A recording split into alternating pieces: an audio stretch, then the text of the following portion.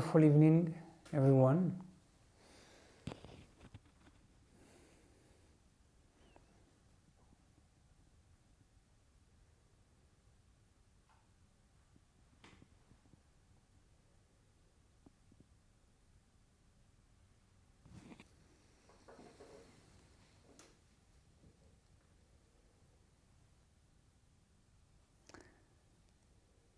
I'm so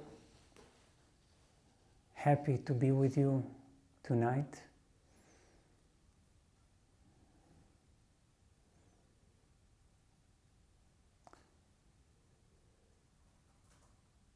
And to enter the field of Satsang,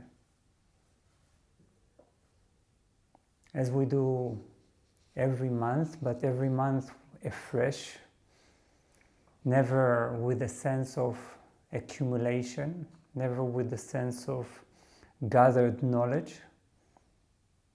Truth is always new, untainted by the past. Therefore, we should always start from the very beginning.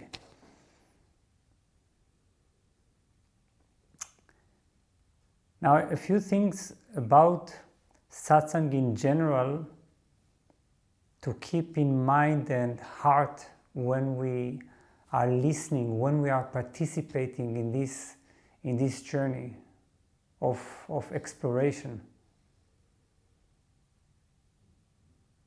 One is, don't try to do Satsang. Satsang is not something that you do. You simply sit back and allow it to happen. This is the time when the inner doer, the one that keeps managing everything, that needs to be always in control. Figure out what is happening and directing it. You don't need this doer. You can really be restful, really sit back and allow Satsang to happen.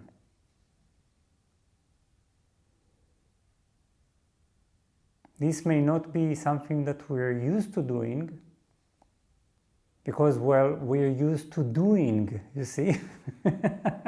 And therefore,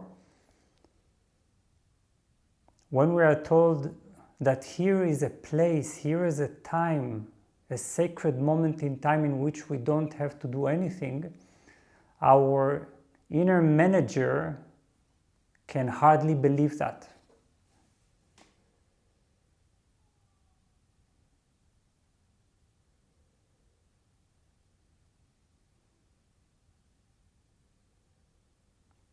Second is that you don't need to think about everything that's being said.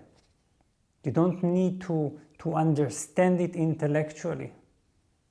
Actually, the more you try to understand Satsang intellectually, the further you move from the essence, from the transmission of Satsang.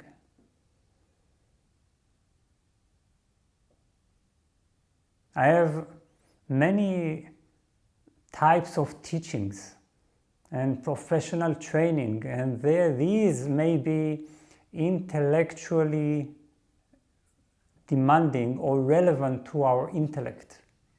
But here, you don't think Satsang or about Satsang, you feel it. Satsang is a process, a journey of feeling. Feeling is a very intimate thing.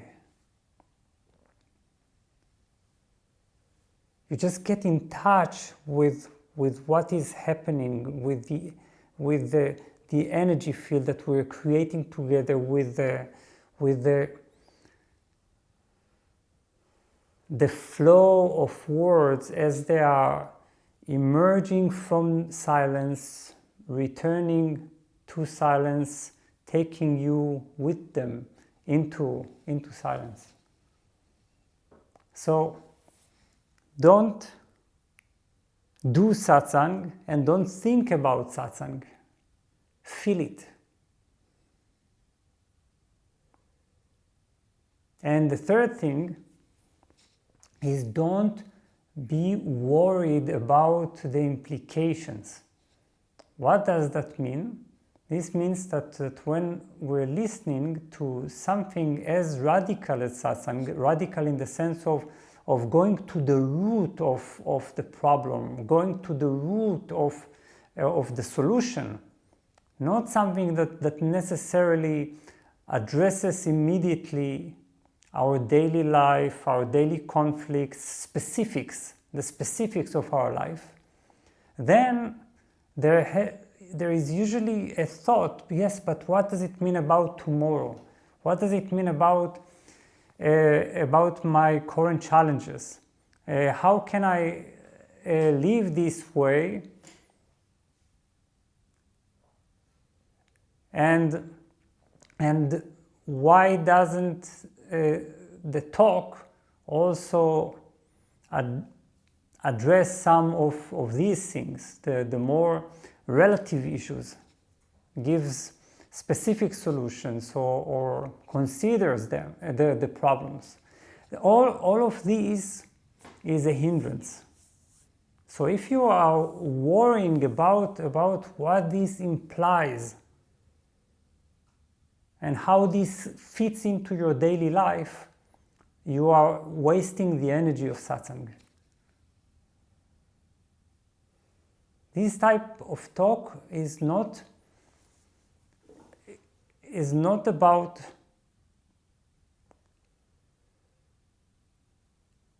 the specifics. It goes directly into our being, and it creates a resolution there, you see. And therefore, if the resolution in our being really happens, we don't need to worry so much about all the other stuff. Do you understand? You don't need to always think how to manage the other things, because some of them are effortlessly resolved. Because our main problem is a problem of identity.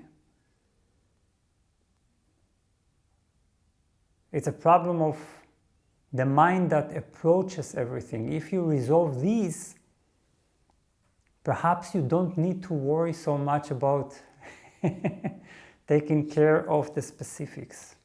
Okay, so do we agree that in satsang we do not think but we feel? We do not do satsang but sit back and allow it to happen? And we don't worry about the implications. We really are fully, totally with the exploration right now, letting whatever transformation that takes place take place.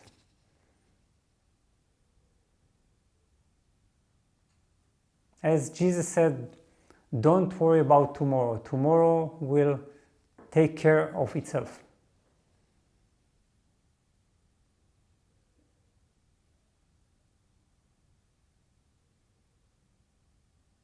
Very good.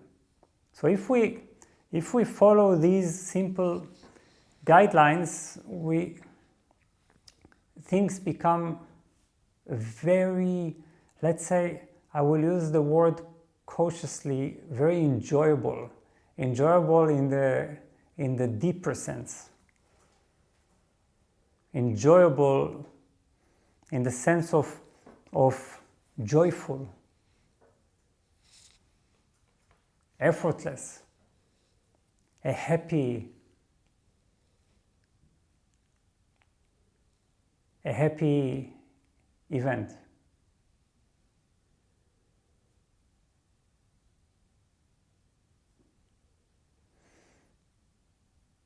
And it is happy because speaking about our deepest connection with ourselves, with our consciousness, with truth and reality is the happiest thing that we can ever talk about. So what we are going to do is that we are going to have a talk. This talk will be a meditation, provided that you are not thinking but feeling, not worrying, not doing. And we will have this talk for some time, probably for a significant amount of time, and then we will have some meditation. And after the meditation, you will be more than invited to send your questions. Sometimes I already have questions printed. This time, no questions. So all of your questions have been resolved, right? Which is fantastic. So, but I guess that we will be receiving questions later. Don't be shy. You can ask anything. Everything is interesting in satsang and can be developed into a beautiful illumination.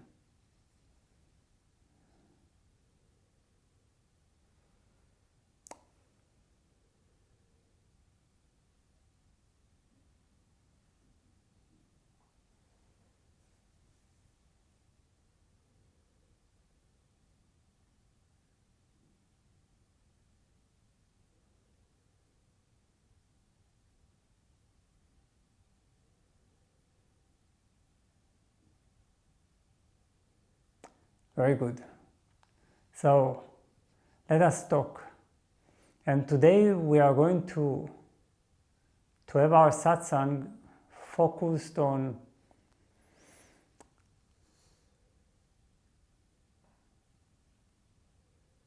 a fascinating subject, and this is what is the expansion of consciousness.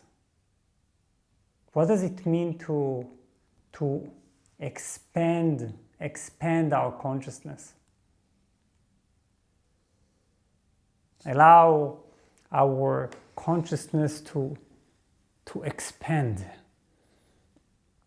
And notice this movement to expand. And obviously many of you know that I have been teaching a certain method, a certain practice that is called the expansion, right? But this is not a satsang about the method, because the method is based on a certain energetic essence. And this is what we are going to share tonight, the essence, the energetic essence of expansion, of the expansion of consciousness, and the truth of expansion.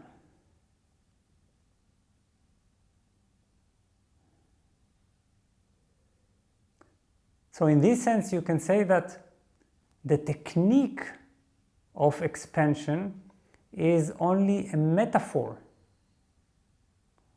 What it does is that it imitates a certain natural movement in and of our consciousness. It helps you to do that, but it only tries to help you to awaken a certain natural impulse. This natural impulse is rooted in a longing that we all have. It is usually an unconscious longing, and when it becomes a conscious longing, this is actually when our true spiritual journey begins. So later we will talk about why, in what sense it is a longing, right? Because a longing is missing something that already was, that we somehow remember that it was, even if we can never identify it in our conscious memory, not even in our childhood.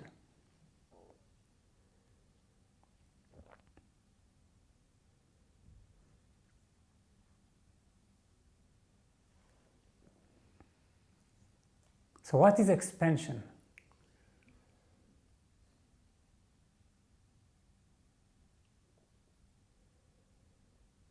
Now, essentially, all the meditations in the world are based on the expansion principle. All the meditations in the world try to help you to expand your consciousness, to expand your being.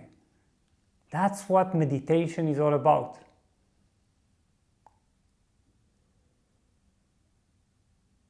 Even more than that, you can say that expansion is the very purpose of the spiritual journey. This is what we are longing to fulfill, and this is what initiates our spiritual search, our spiritual yearning.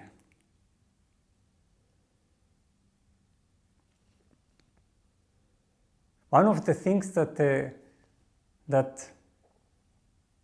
have struck me has been the realization that the term Brahman in that comes from the Hindu Upanishads.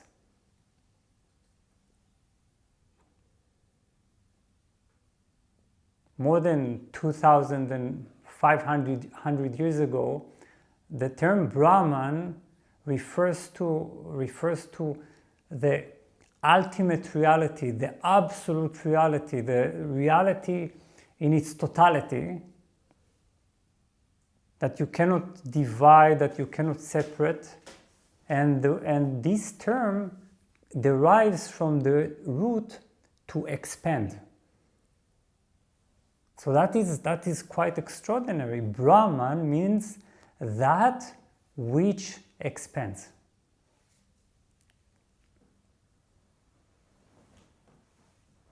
Which means that to be one with reality, we also need to be that which expands, right?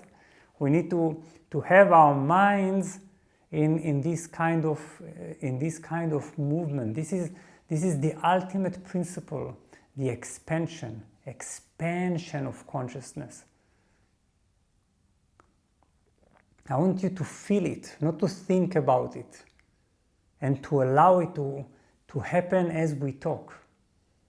To let these words unlock this kind of feeling, because your consciousness anyway always unconsciously wants and is ready to expand.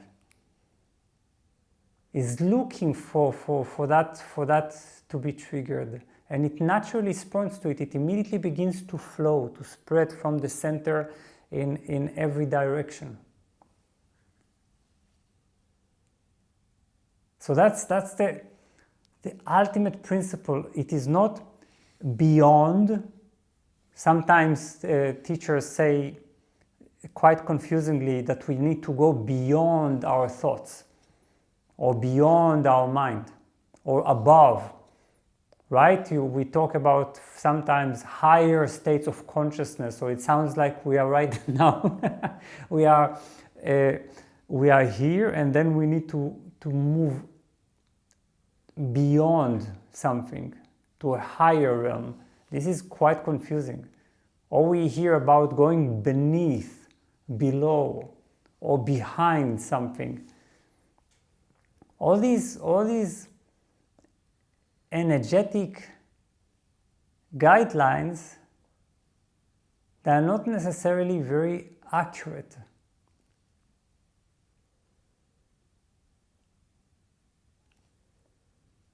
You know, by the way, that the term mind expansion, mind expanding, for some reason it has been so overused by the field of psychedelic drugs, psychoactive substances, that it's like we say that they are mind expanding, that the term almost belongs to this field.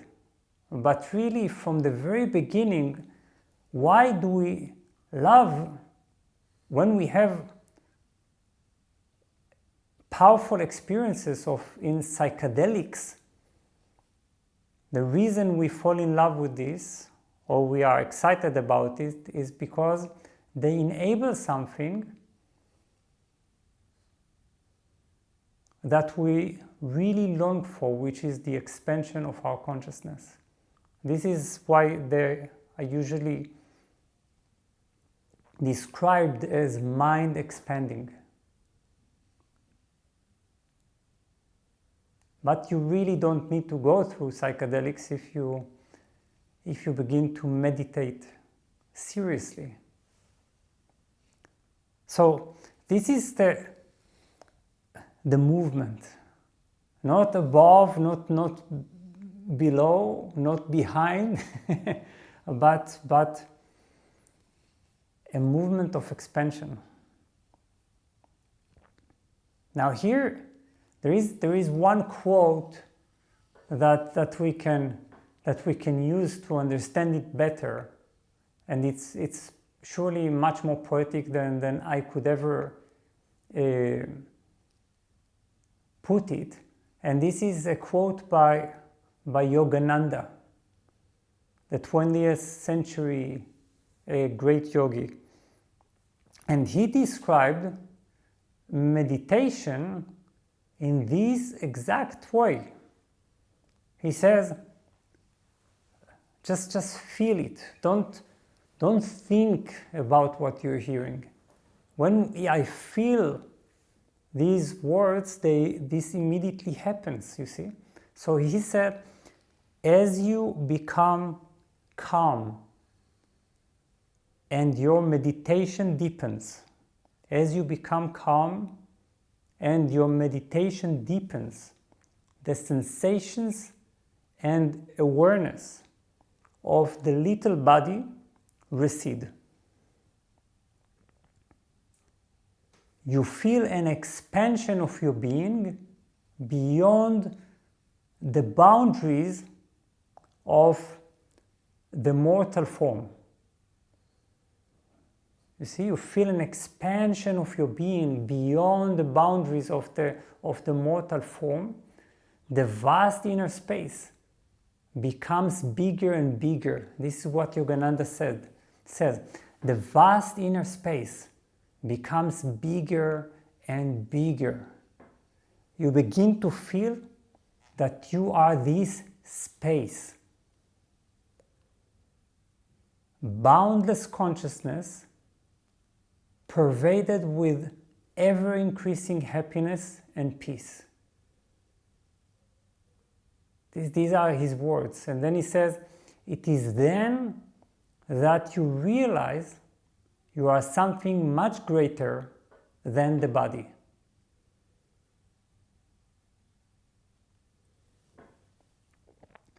So these are Yogananda's words, and I think that they are so powerful, because what he manages to do is to really capture what is happening in meditation, not in the sense of instructions, but in a sense of this delightful, delicious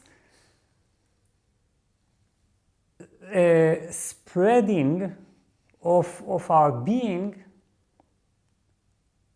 an expansion of our inner space. The inner space becomes bigger and bigger and bigger. There's more space inside you. And as soon as you experience this expansion, you also experience happiness. That's the byproduct of expansion. So we become happy when we have more inner space. Just feel it now. Allow this to happen.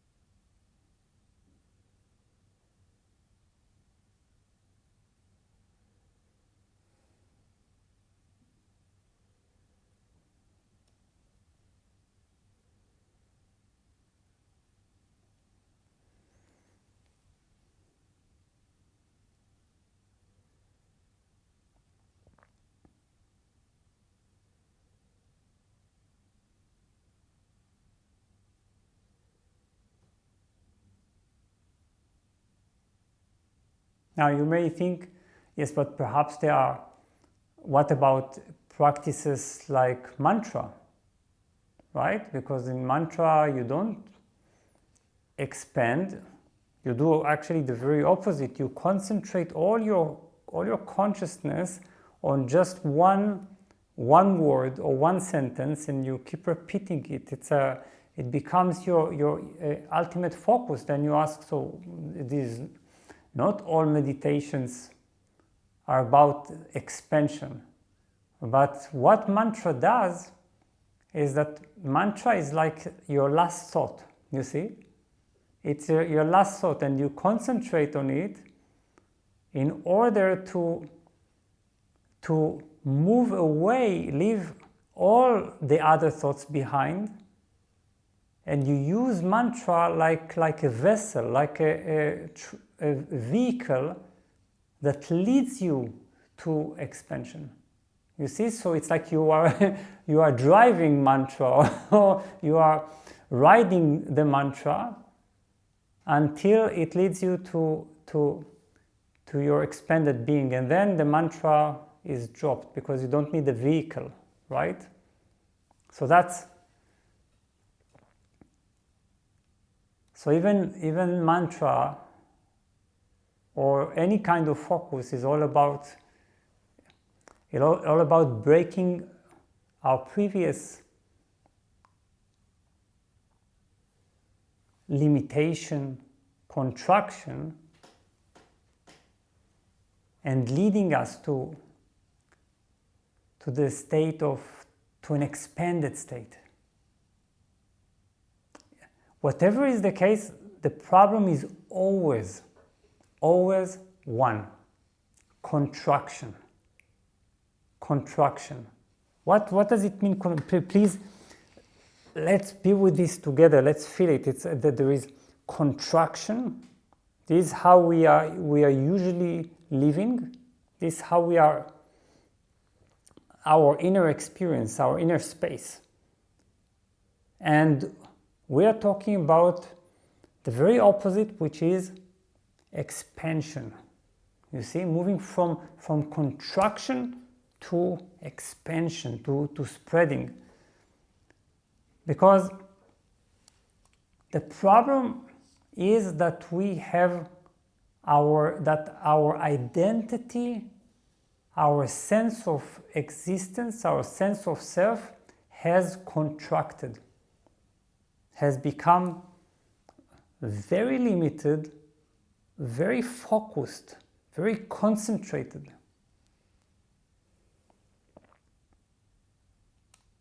The very thing that we can call self, myself, as I know it, is a state of contraction. It's just like a fist. This is something that there was a teacher also in the 20th century called Adida, and he talked about the self as a fist, you see. And he said it's all about moving from this fist to an open hand, you see. So we have this kind of identity that is extremely focused, extremely narrow.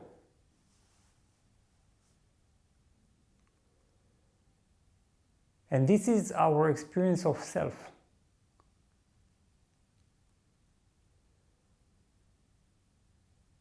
Now, perhaps we think, okay, so then we need to resist it, or to cancel it, or to give it a good fight, to overcome it.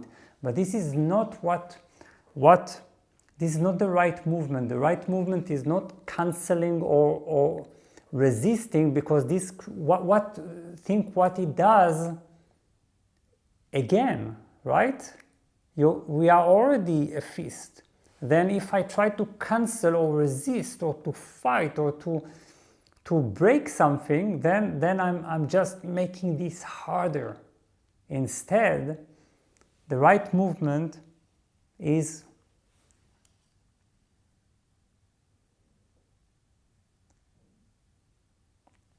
expansion. This is why it's never really about death to the ego. You see, it's not some kind of crusade that we are embarking on. We are trying now to kill, to destroy the ego, to choke it, or to stifle it, to strangle it. It's the very opposite. It's about the expansion of yourself immeasurably, infinitely. The very self that you have right now is not meant to be cancelled or resisted to. It is meant to be expanded infinitely. The more it is expanded, the more you move from a sense of self-existence to an expanded sense of just existence, you see?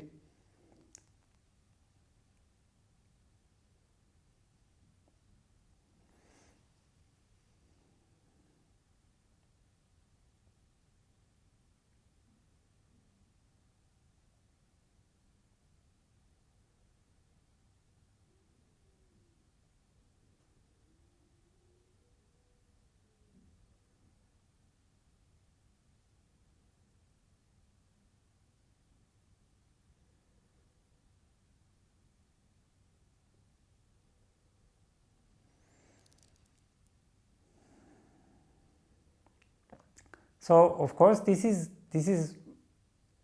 the ultimate expansion. When we talk about expansion, the principle of expansion is all about the expansion of your identity, your expansion, the expansion of who you are, the expansion of your sense of existence.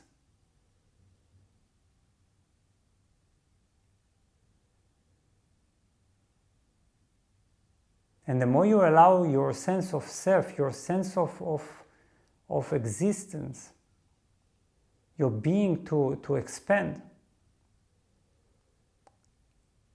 the more you will realize that the I, the I am, is not really located inside the body.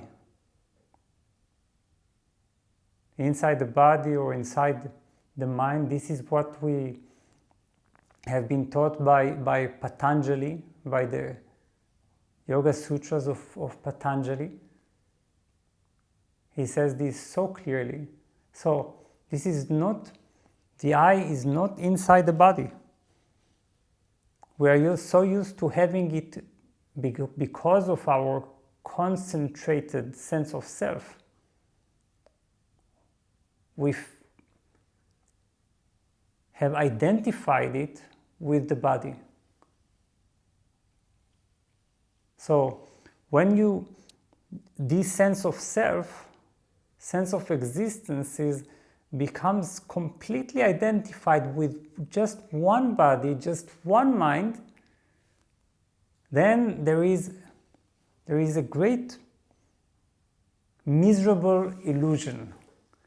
And the illusion is what we call the self, or the personal self. But when you are beginning to expand this sense of being,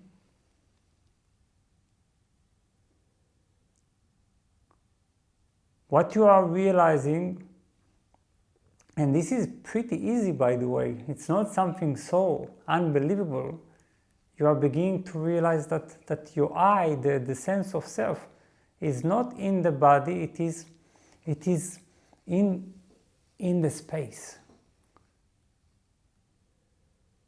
So the mind, your consciousness, your being is not really located. The sense of existence doesn't have a specific location. It's not limited. In fact, it is everywhere. There is no place where you are not.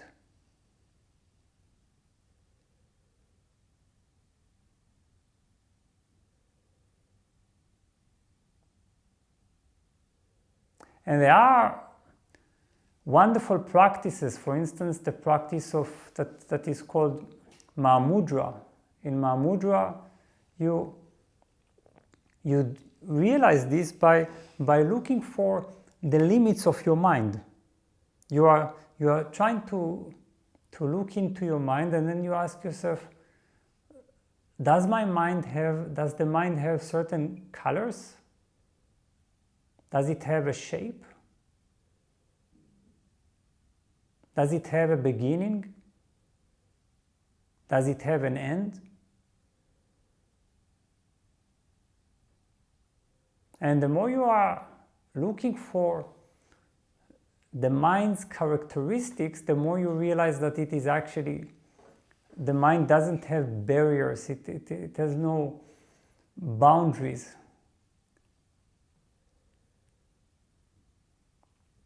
So these questions, they remove the boundaries of your mind. Or you can simply ask, where is my I? Where is this self-existence? Where is it? Is it the more you look for it, you meditate on it,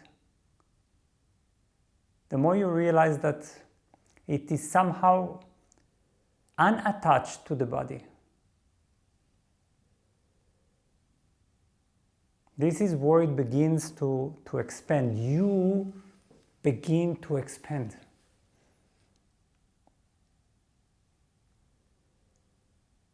So with this type of practice, you practice and practice and practice until a certain wonderful feeling, intoxicating feeling is aroused in you, and that is the feeling of the breakthrough of limits. You feel the removal of limits within your being.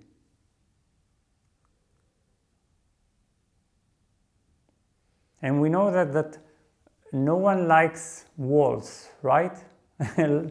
Walls in terms of walls that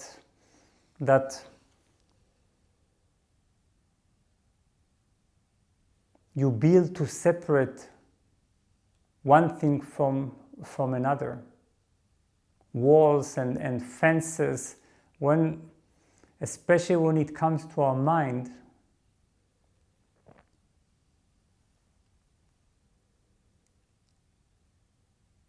there's always the unconscious and eventually conscious desire to remove them, to break them, dissolve them.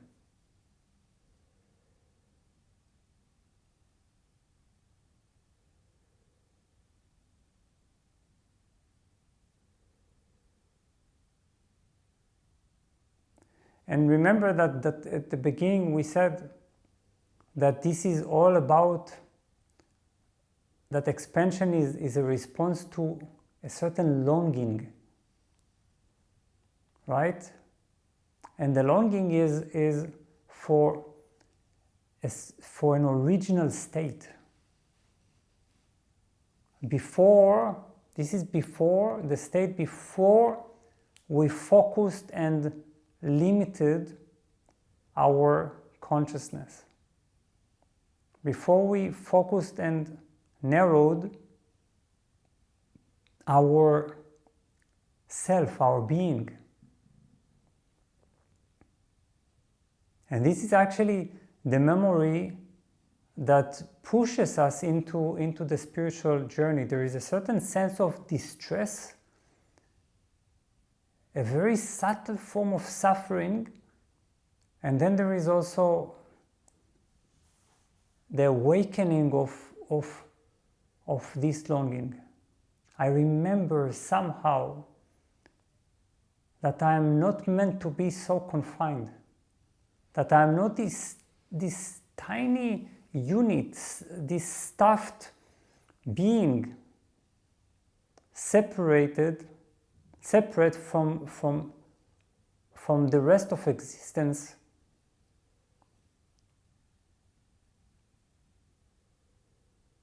I am something much more, right? Much more, much bigger. So, expansion only sounds like something that is not yet here, like that I need to expand, or that it sounds like a relative state, that you expand more and more and more, a little every time. But what expansion is really all about is that it is the removal of the limits that we have erected, that we have created inside our consciousness. This is the only thing. We are simply removing certain barriers. And when we remove these barriers, our consciousness becomes assimilated in something, in a greater whole, in greater existence, in greater consciousness.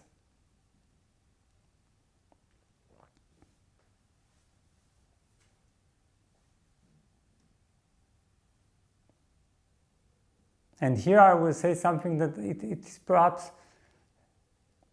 a bewildering statement, but just listen to it and feel it. It's not something you need to understand intellectually, but it is that God, what we call God, what we call the divine, is not something outside our consciousness. It's not something outside your consciousness. God, what we call God, is your consciousness without the limits that you have created in it.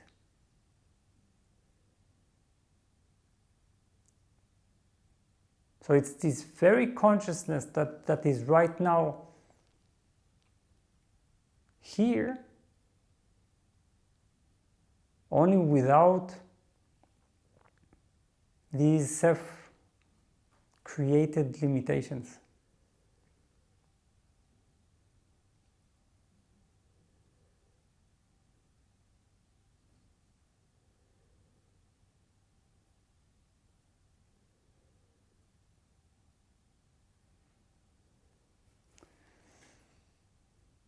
So if we go very deeply, we begin to understand that contraction, the feeling that the self is so limited, it's just a bundle of reactions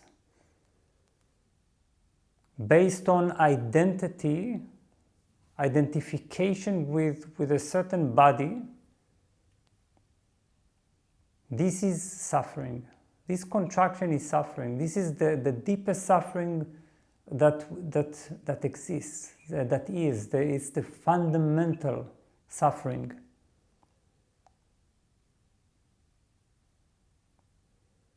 All other forms of suffering, they only derive from that.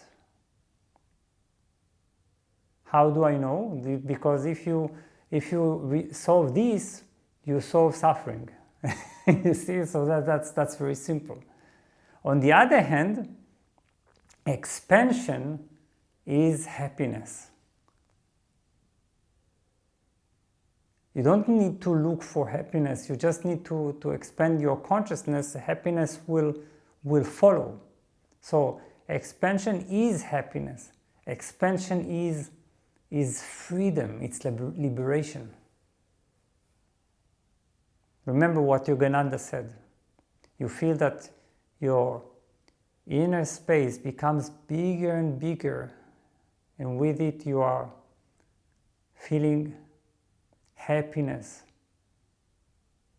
permeate you.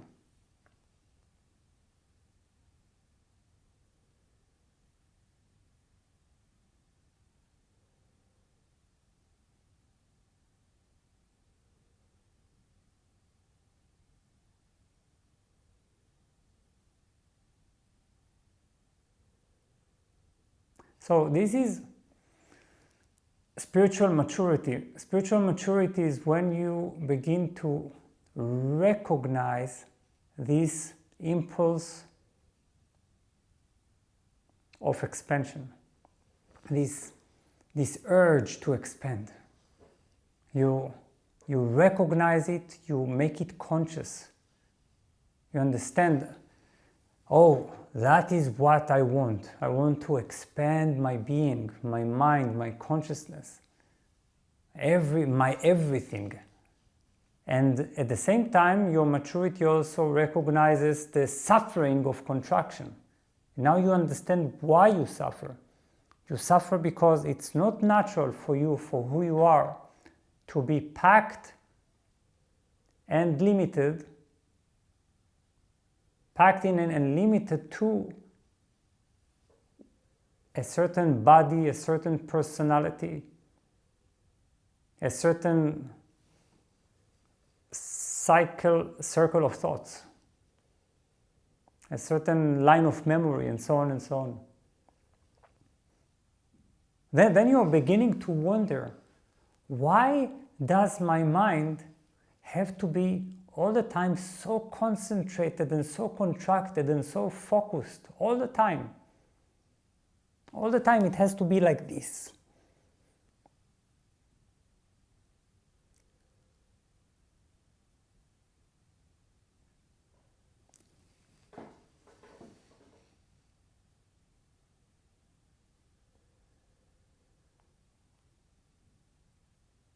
The more the mind is focused, concentrated, the more problems you experience,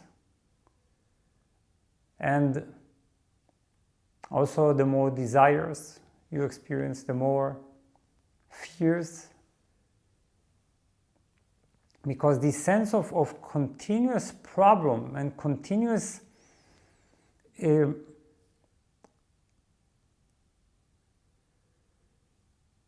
conflict comes from this over-identification, from this over-focusing, from your contraction. And that is why when you begin to expand your mind, your being, your consciousness, your I, you realize that you are being freed from memory, from problem,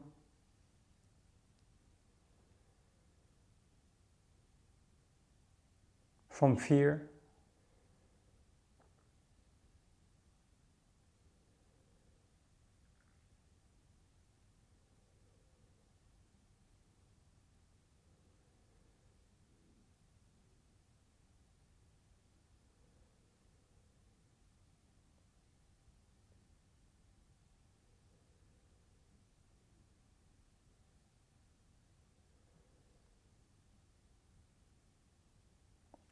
So we're all experiencing this urge, but very often we get confused, you see. We get confused because we have this urge, we have this longing, but we haven't named it, we haven't made it conscious.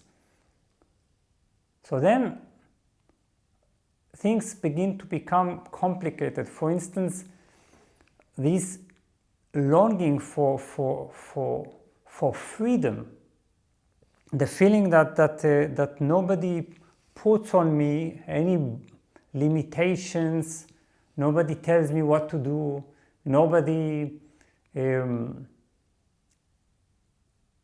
hinders me or blocks me, it becomes very often a rebellion against the world, you see. Rebellion, it means that I'm starting to resist. I'm resist society, resist parents. You will not tell me what to do. I have my freedom, I'm my own individual, and so on and so on. And this becomes so important. But then I forget that the far more essential problem of limits is the limits that I have put on myself, you see, on my very being. Now I'm demanding this kind of freedom from others. Give me my freedom, I lost freedom. but your lost freedom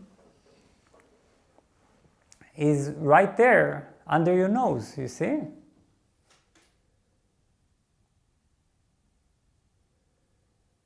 It's in this extraordinary, fulfilling sense of finally becoming bigger than you think you are. Not only bigger, of course, expansion shows us that we are infinite, not bigger, that we are immeasurable, not relatively expanded.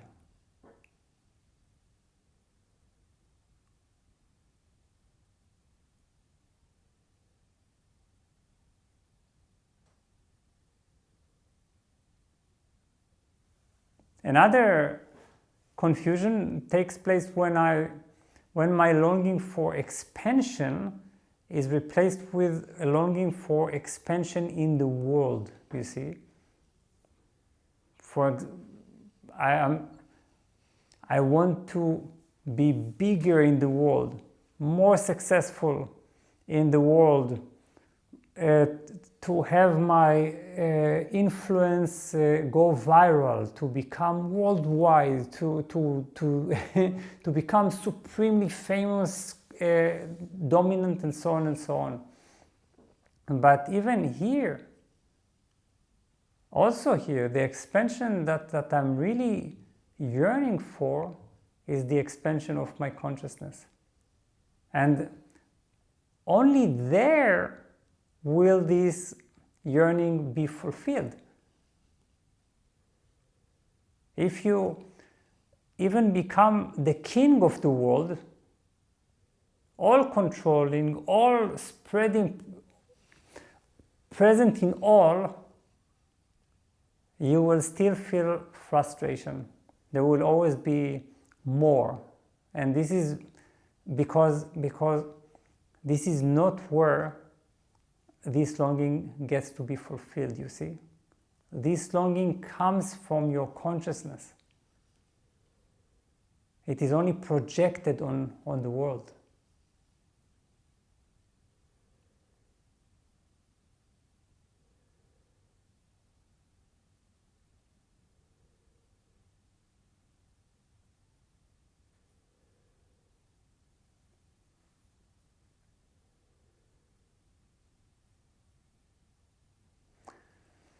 So inside you, you can fulfill this longing.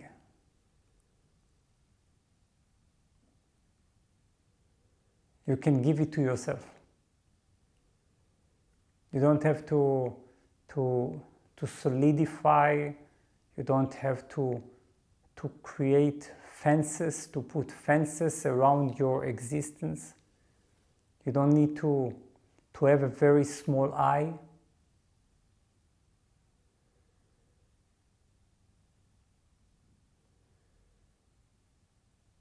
You don't have to be limited from within.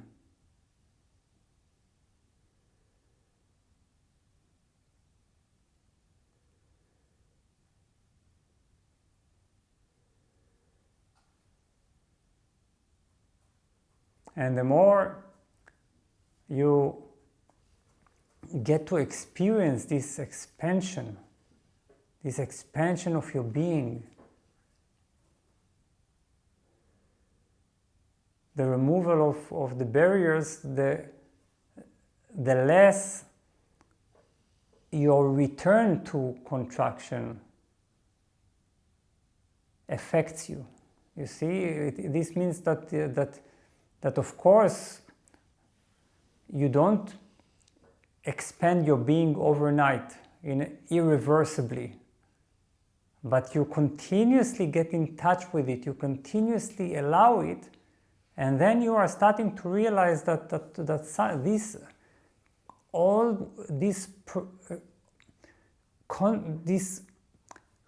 constantly diminishes the effect of the other things, of the contracted states. You are less and less affected because your sense of bigness begins to prevail.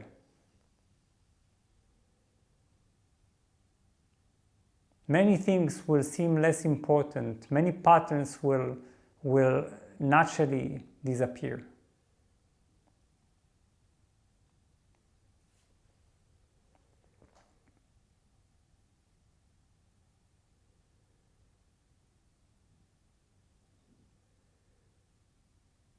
So when you enter meditation, this is the focus, you see, if we can call it focus. This is the intention. This is the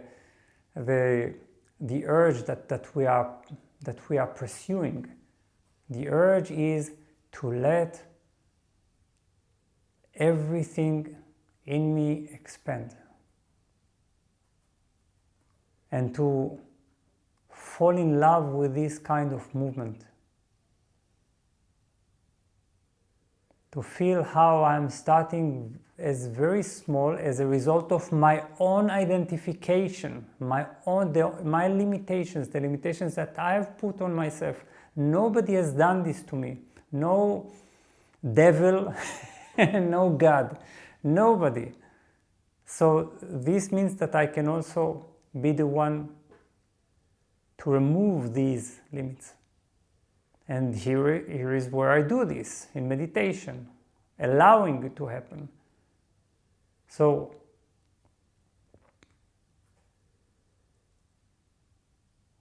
I'm allowing myself to sit in meditation instead of a feast, the feast that I've become, that I've made myself. I'm opening up. And feeling how the inner space that begins as very small, very confined because of all the over-identification with certain thoughts, with certain emotions, now this bundle, this box begins to dissolve. And here I am infinite. How do I know that I'm infinite? It's because I'm starting to look for my boundaries. Where are my boundaries? Where is the starting point? Where is the ending point?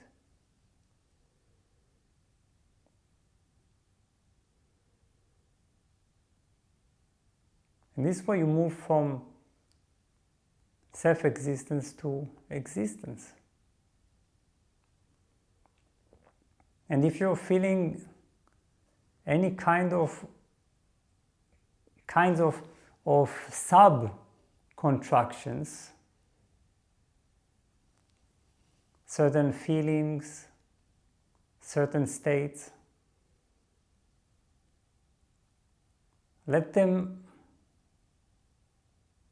also expand, you see. Why do I call them sub-contractions? Because they just follow from the mother contraction. The mother contraction is the contraction of the I.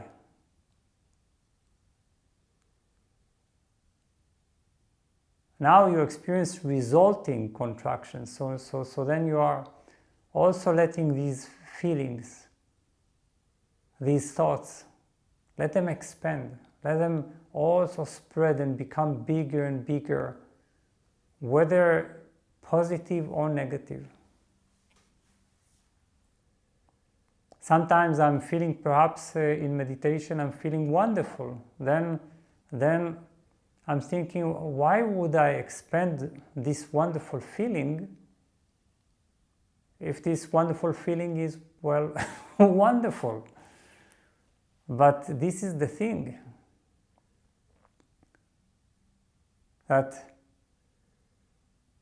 even this wonderful feeling can have its boundaries removed, become bigger and bigger, until it in a way explodes.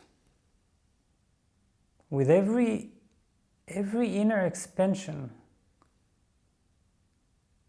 one more barrier, one more fence is removed.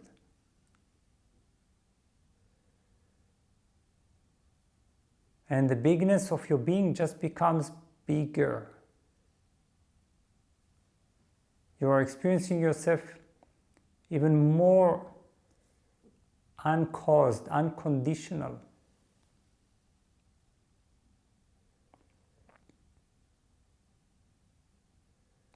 Remember that all feelings, they spring from the nature of your being, and their role is not to be identified with, but to lead you back to the nature of your being. So even the wonderful feeling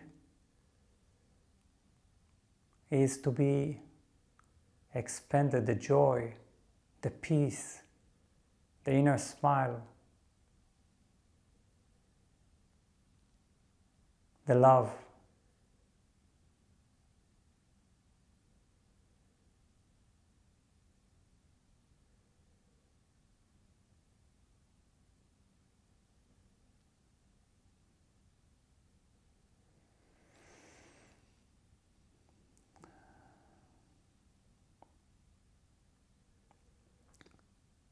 So even though the whole talk has been meditation, let's directly enter from here to this state of closed eyes and to feeling our heart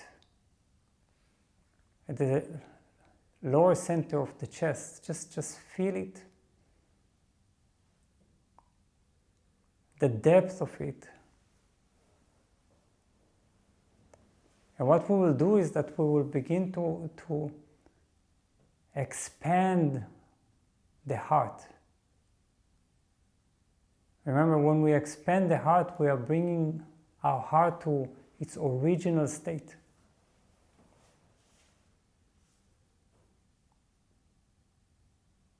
We are letting it break the false boundaries that we have put on it. Your heart is infinite.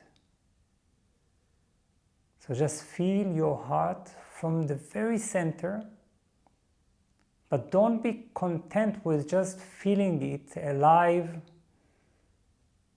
and vibrant. Just gently breathe into it. Don't do expansion. Don't try hard.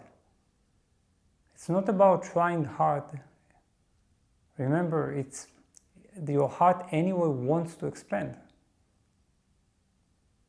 So just breathe gently into it and feel how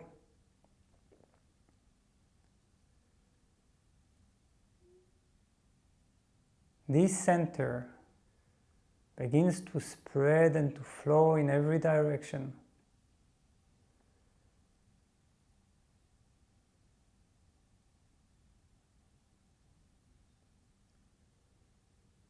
Moving through the boundaries. Whatever boundary it encounters, it dissolves not by fighting, but by loving and expanding it. Expansion is a movement of love. So just allow your heart to grow bigger and bigger.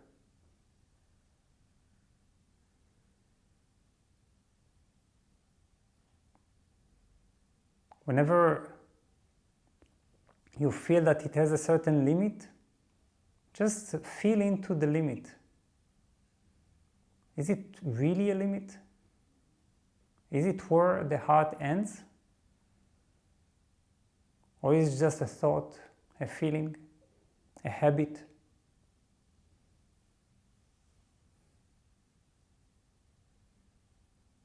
So feel the heart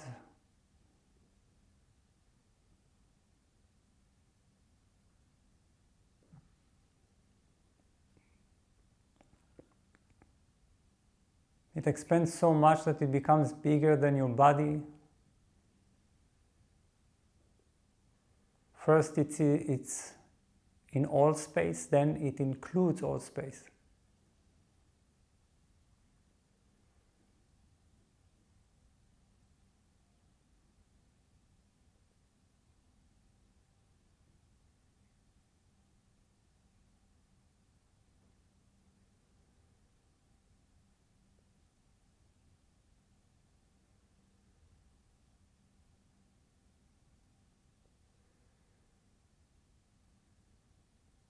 And the more it expands, the less personal it is, and the more universal, all-encompassing it becomes. Less personal doesn't mean less intimate. On the contrary, it means more intimate.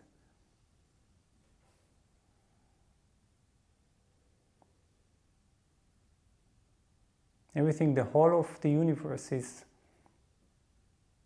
a friend of your heart.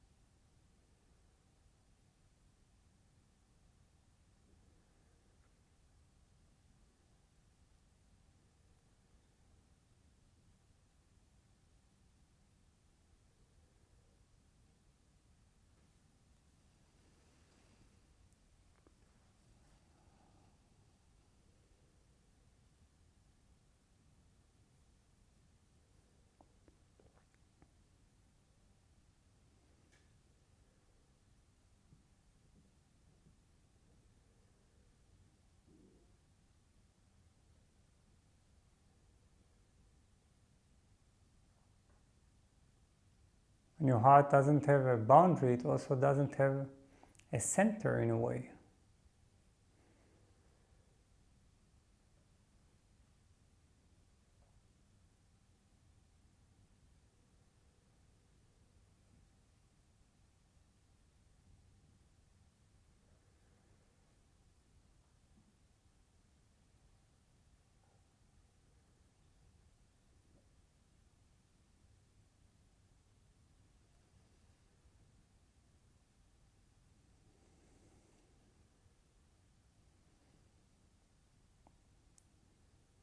Very good.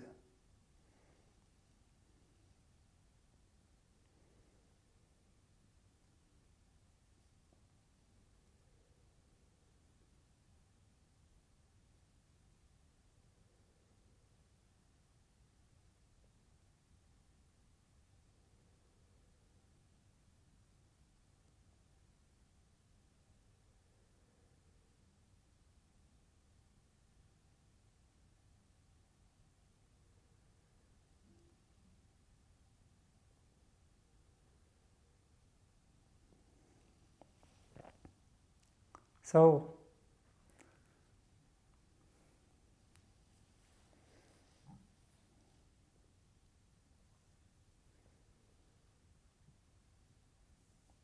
let's see if you have questions.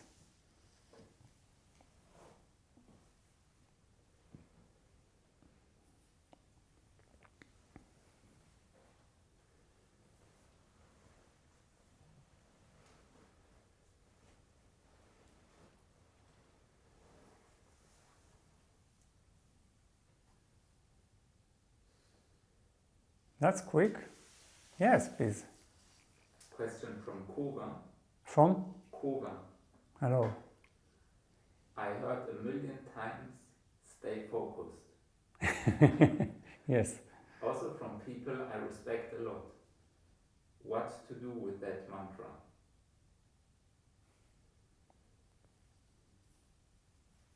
So again, please. I heard 1,000,000 times, stay focused. Also from people I respect a lot. What to do with that mantra? Okay, that's a very good question. We've all heard a lot, stay focused. Well, you see, when for instance I need to write a book, I need to stay focused because I have to use certain faculties of my mind.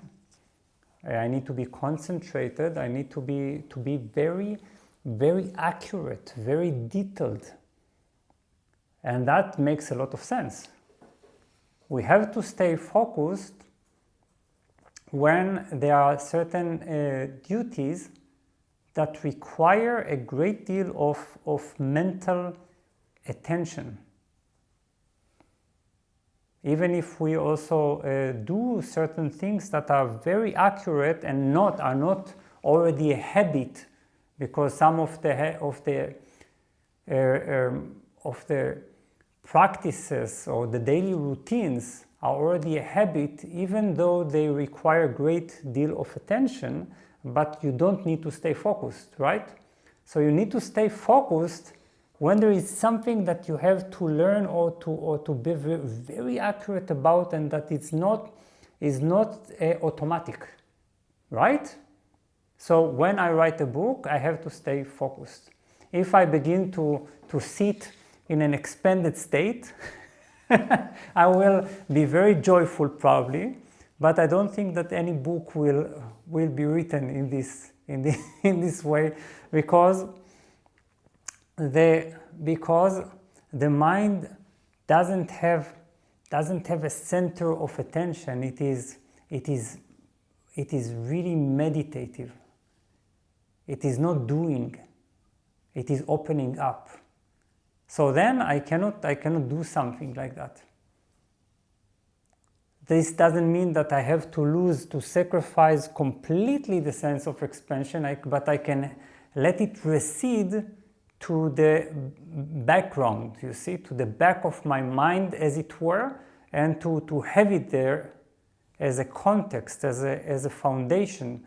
But still, in practice, I have to limit my attention, stay focused, be very, very awake, very specific. Now, in meditation, this doesn't work. Meditation is not about staying focused. Meditation is about, for the first time in our life, to stay unfocused. You see? Meditation is really the art of unfocusing, the essence of meditation. And if you understand that, you finally relax, you see. Meditation becomes a joy because you close your eyes or you leave them open, or you don't have to meditate with closed eyes, and you simply stop your concentration. You let go of that concentration and you allow yourself to become that sea, that ocean of being.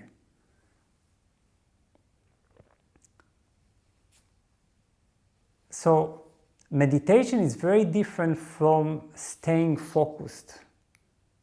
Now, sometimes we hear stay focused as a sort of transitory stage leading to meditation. You see, there are some kind of preparatory practices that tell us, because we are so scattered, we are so unfocused in the sense of over-focusing. You see, we are over-focusing on the stream of thoughts and the stream of emotions, that then we hear, take this mantra, take this candlelight, you see, look, stay focused. You have thoughts, return your gaze. Just gently stay focused, stay focused. So then what I do is that I learn how to move away from the stream of thoughts and emotions in order to just have one unified object of attention. But that's not meditation. You see? That's not meditation, it's just a preparation for meditation. So here is, I'm daring here to add another piece of advice, you see? And that is because I know that we all hear so many pieces of advice, but here I'm daring to advise, when you sit for meditation, tell yourself, stay unfocused. You see? Stay unfocused. Stay unfocused. Whenever you feel that your mind is concentrating and again contracting, narrowing its attention on whatever, it doesn't matter, by the way, it can be a wonderful sensation in meditation, or it can be a thought, a distracting thought, it doesn't matter. Then you say, stay unfocused. You don't need now to limit, it's the opposite movement. Thank you for the question. Yes? Are there more questions? Yes. Petra? Yes, Petra. First, do I really have to expand, or is it more about filling out the already existing expansion, the already existing expanded state? And second, could an expanded state really exist? The term state contradicts what expansion itself expresses as energy, doesn't it? The second question is a bit confusing in terms of, I need to hear both, but let's start with the first. Ask the first question, please.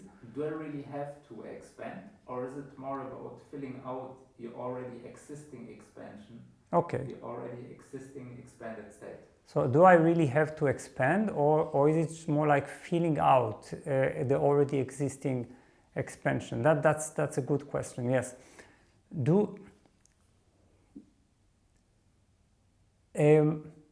I will give a confusing answer.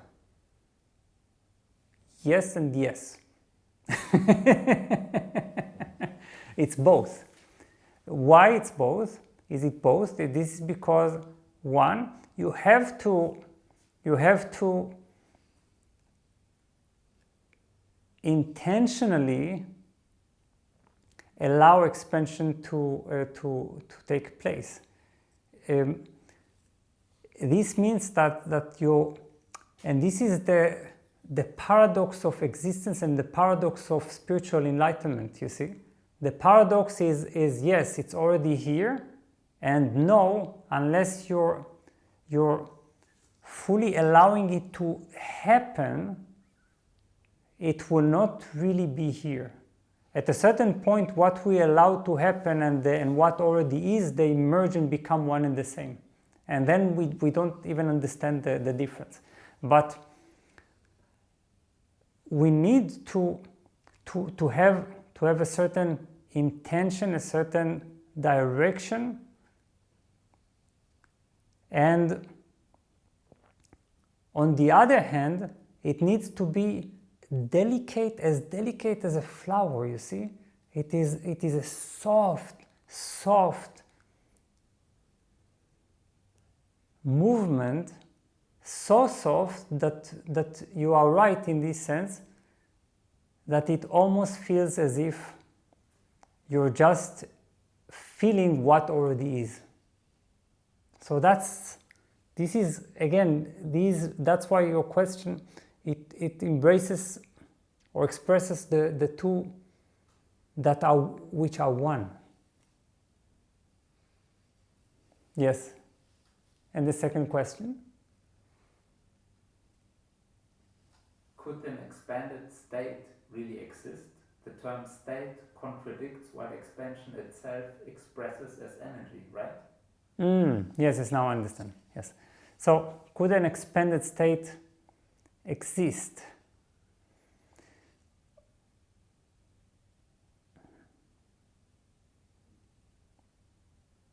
Yes, it can. Because, think of it, let's put it this way. Right now, my sense of self is like this, right? It is perhaps concentrated inside my mind, or it is concentrated in my solar plexus.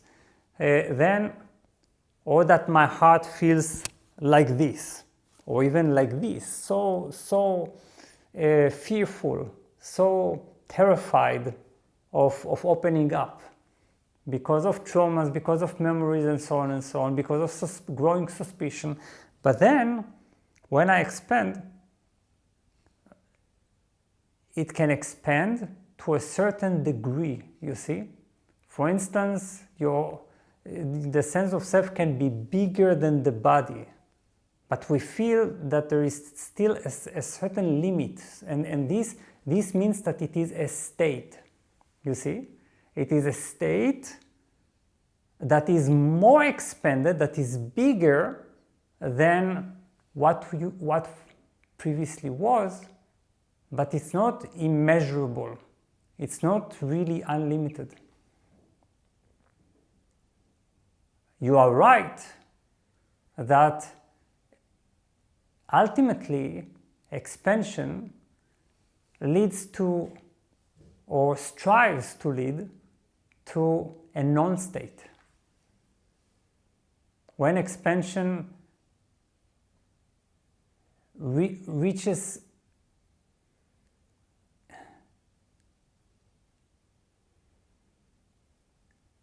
it has no more limit to expand beyond or through, then what state can we talk about, right? This is complete. It is not this state or that state. It is the totality of existence. So this is the point. There are expanded states of consciousness, but expansion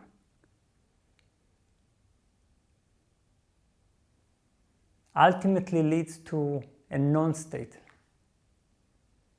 to something that is so expanded that it has no limits, and therefore it cannot be measured. It cannot be evaluated. You cannot say this is higher or bigger or less or whatever.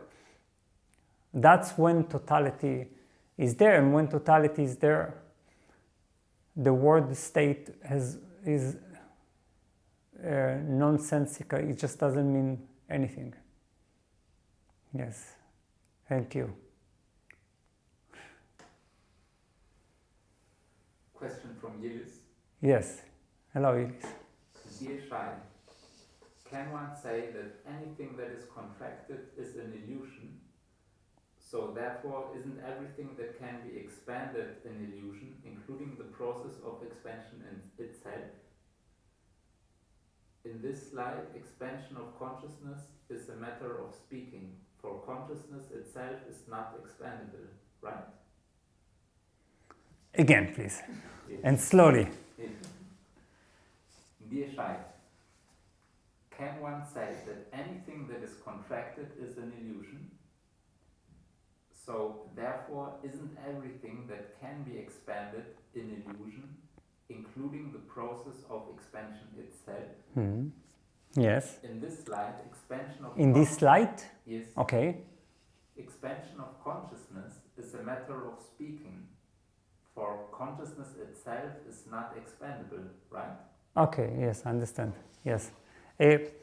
Well, thank you. That's a profound question. So, well, first of all, we need to ask whether all contraction is an illusion. It's very important to say that all contraction is a relative illusion or half illusion, and half real or relatively real. What does that mean? This means that also that Ilis, the body and mind that is right now interacting with me, is a contracted state, a contracted reality, right? Because this is how it has a name, it has a form, it has physical boundaries, it has mortality, the reality of mortality, and this is also what this one has, right? Because it's also a contracted state. Now, is this an illusion? This is partially an illusion. We cannot say that we do not exist, or that all contracted patterns or realities are an illusion.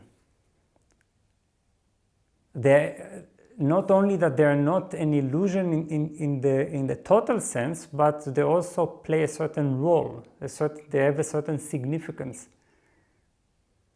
So contraction has a role because without contraction there is no creation. You see, where is the world? The world itself is a contracted form of the divine.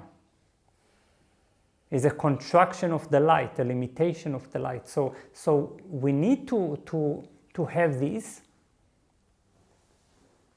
but to only live in this reality is completely stifling. You see, it deadens us, because then we cannot know this total state that in which there is no contraction whatsoever. This is a tremendous relief that our soul in the deepest sense requires. So we're asking, if all contracted things are an illusion, also all expanded states are an illusion.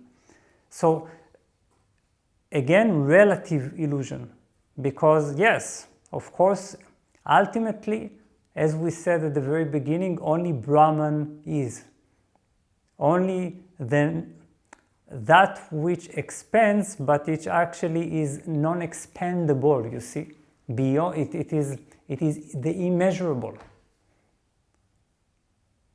This is the only reality we can speak of that is absolute. And when you are able to enter this reality, to be a part of it, then from a certain point, yes, you can say that all contracted states are an illusion and all expanded states are an illusion, you see? Because they are, if you mean that everything relative can, and everything that is not absolute is an illusion.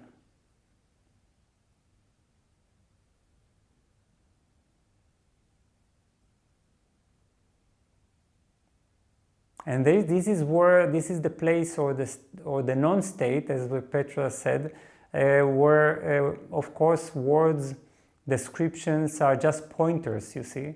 Yes, you speak of expand your consciousness as a sort of guidance, a pointer, but not as reality. Right. Yes. Thank you. Celine? Yes, Celine, please. Is it through this expansion where true compassion and therefore boundless love can arise, which are not focused on any specific object? Okay, again, a beautiful question. Let's hear it. Is it through this expansion where true compassion... is it just, by the way, your questions are heard, or...? Should be, yes. Yes? Okay. Yes. Okay. Is it through this expansion where true compassion and therefore boundless love can arise, from which is not focused on any specific object?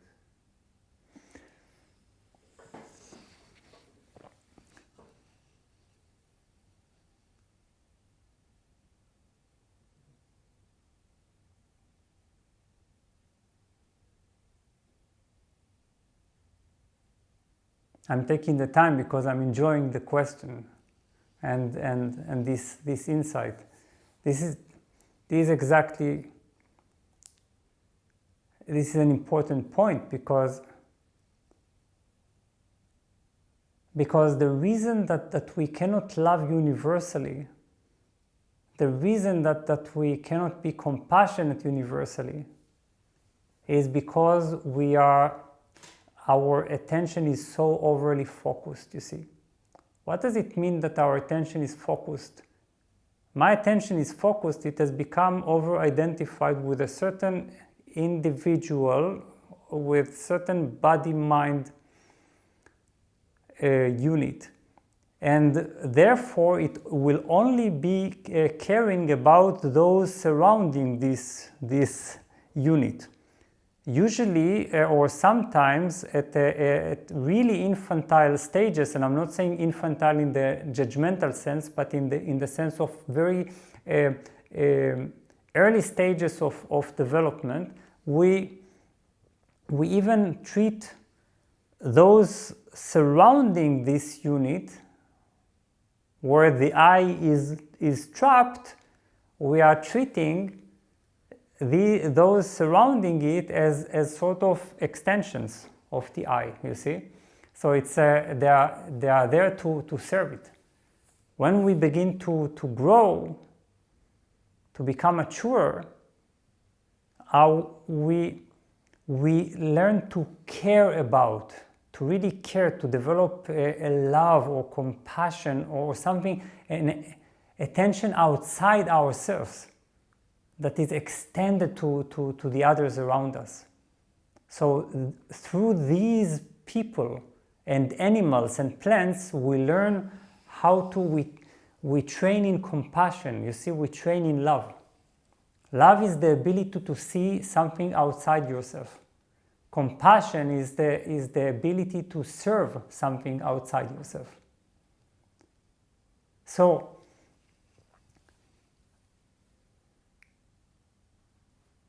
but this is very limited, right? Because it's only about my nation, my community. I care about only the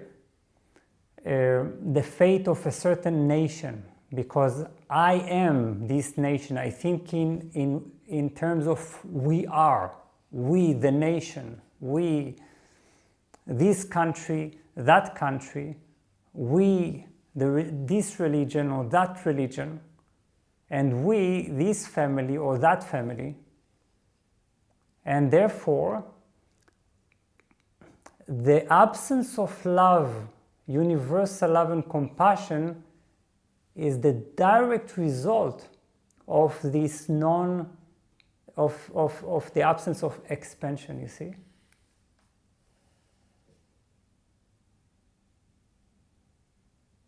This is what makes expansion so vital, so essential, because if I really expand my being, then I discover that the I is not just here, but also here in Celine, you see? And it's here and here and here, and it's all the questioners, and it's not something really personal, but it's something that we share, or rather something that shares us, you see? So, therefore, there is a naturally arising compassion, naturally arising love, which means care for the whole.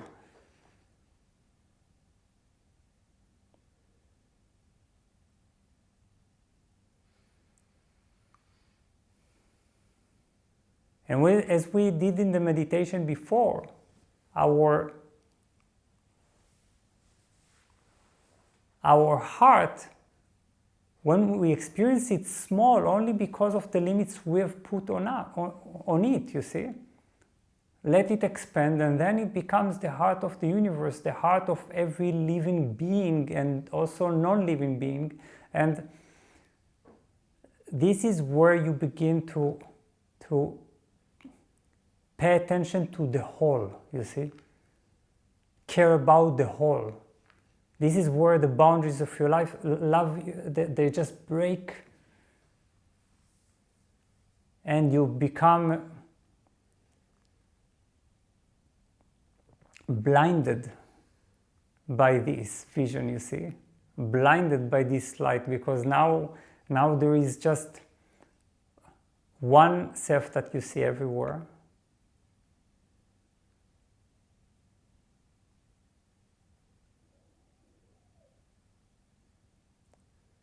And you do not differentiate anymore.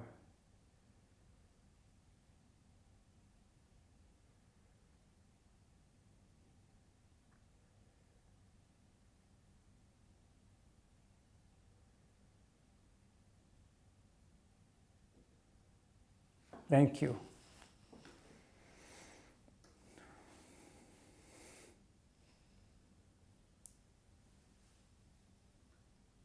Question from Monica. Yes, Monica.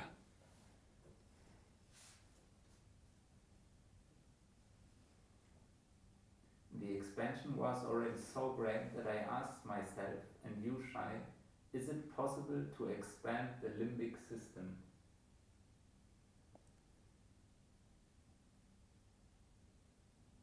Wait, what is the, I'm not sure that... What is referred many times as the emotional brain, or a part, the most primordial part of the emotional brain. Aha, okay. Good that I have someone who is an expert in these matters. So again, the question, please. Is it possible to expand the limbic system? Yeah, but what was the beginning? The expansion was? The expansion was already so great that I asked myself and you, Shai, is it possible to expand the limbic system?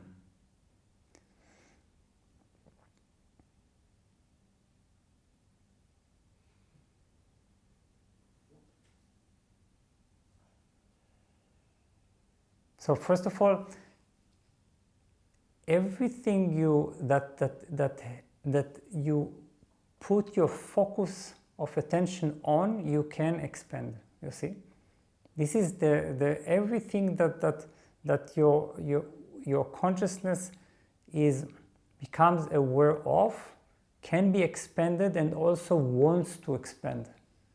If there is one thing that we need to understand is that not only our I and our consciousness wants to expand, our being wants to expand, but also every single thought, every single emotion, every single pattern, and every single trauma, everything wants to expand. it's not just the wish of the one that we are, but everything in us, because everything longs to return to its natural state, which is bliss. Everything longs for happiness. Therefore, when we have a certain element, a certain function, a certain area in the brain, for instance, that is a certain habit or a certain conditioning, a certain evolutionary state, it can, if you focus on it, you can expand it, you can make it grow, and when something expands, it also matures, it evolves. This is the extraordinary thing. Now, so you can do this directly, or you can understand also at the same time that expanding your being, expanding your I, anyway expands your limbic system, you see? That's the thing. It's because it takes you beyond instinct, it takes you beyond fear, beyond primitive behaviors, when you are beginning to experience yourself not as a limited I, and therefore you experience yourself less as this fearful, self-protective being.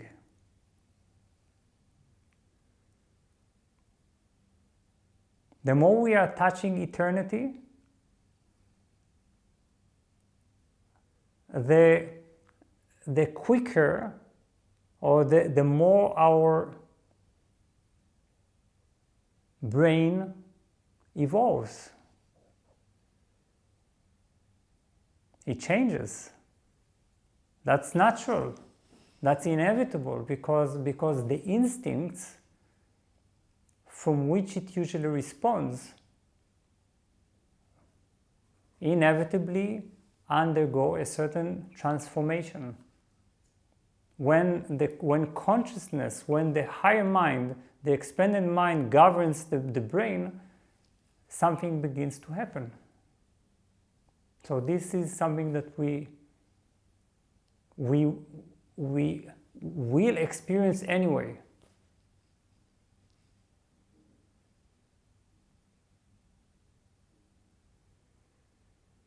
So, one last question.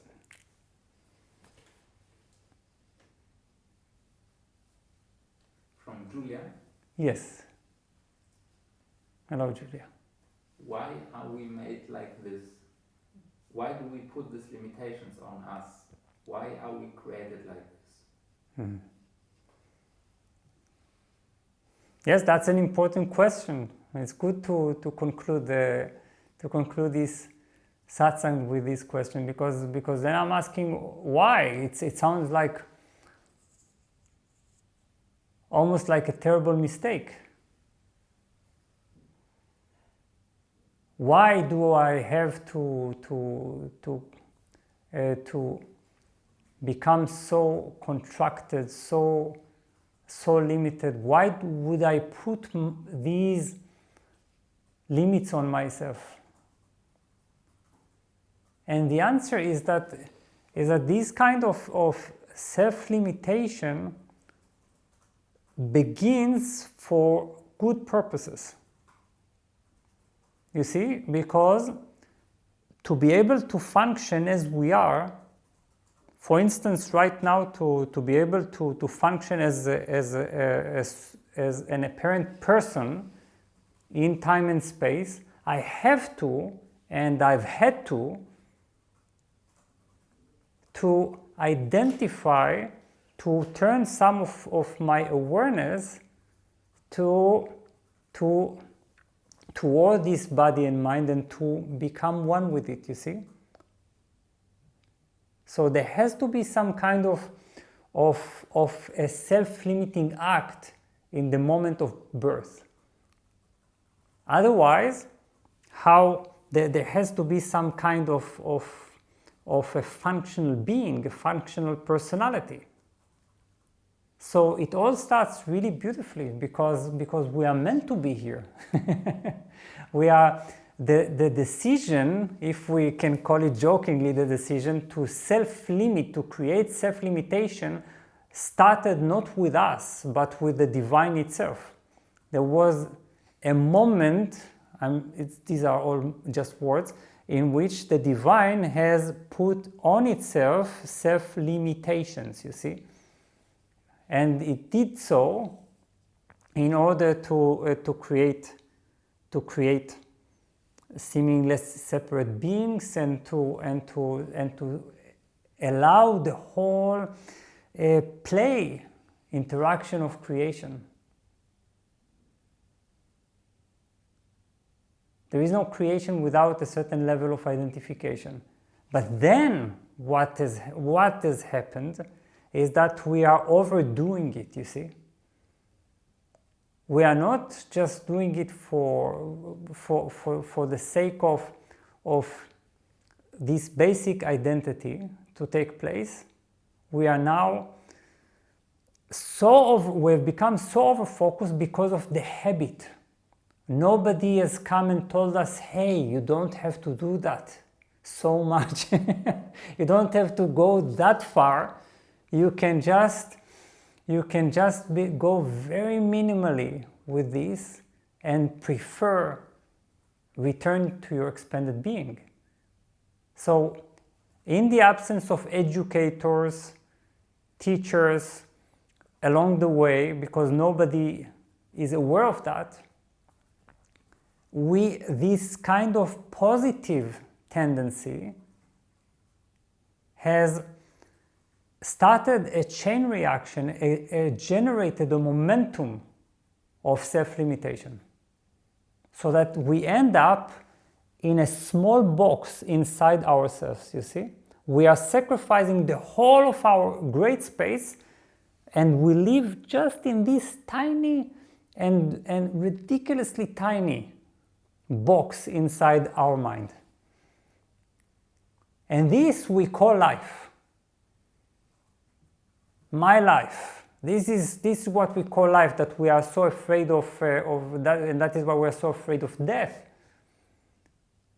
Because we know that this little box that we've created is going to be taken away from us.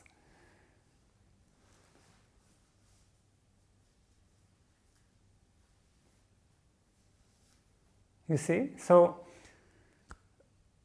it's just a certain momentum. We didn't know where to stop. We were not told where to stop.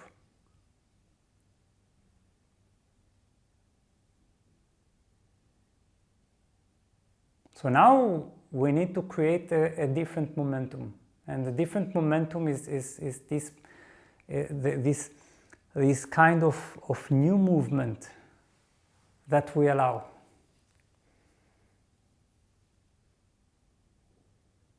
Returning to our natural, immeasurable measures.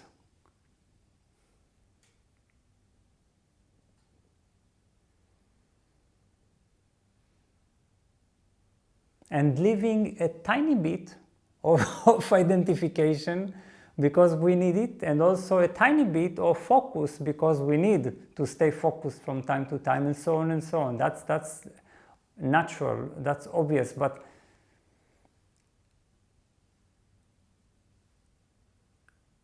this cannot be at the expense of who we are.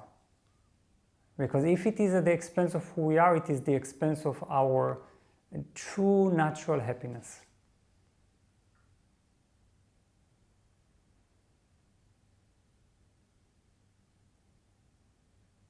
So please meditate on this and allow this to happen. Just allow this movement to take place in your life. Start where when you wake up or before you go to sleep, just feel your being expanding. Feel this kind of spreading of your being. This blissful unfocusing that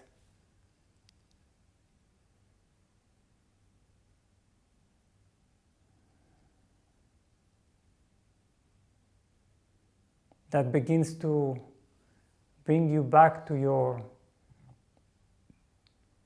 natural being.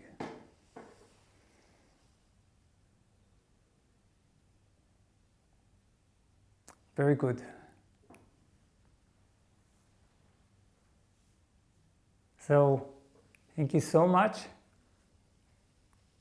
It's been truly joyful to be together, to answer your wise questions and illuminating points, and to think about them together. And this has been a lovely, lovely evening. Thank you. Good night.